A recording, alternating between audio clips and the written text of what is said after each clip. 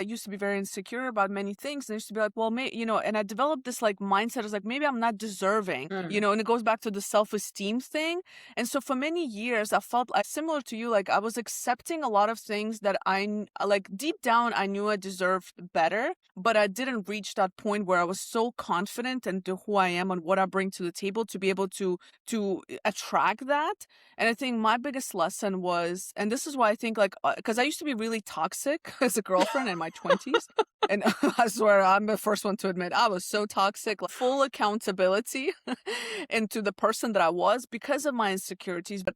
And so like I was really through that I was very toxic. I was very negative in many ways. I was I didn't trust men. I had trust issues completely. Mm. A lot of it ties back to self-esteem.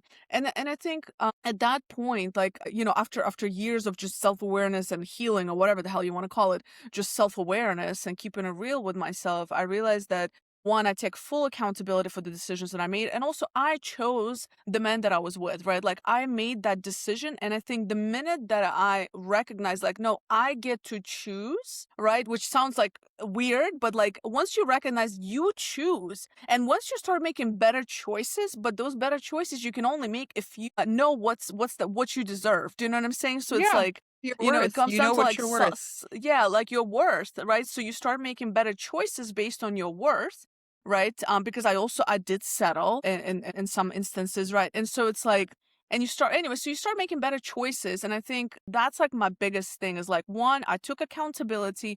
And then I started making different choices because I spend a lot of time working on my self-esteem and so on.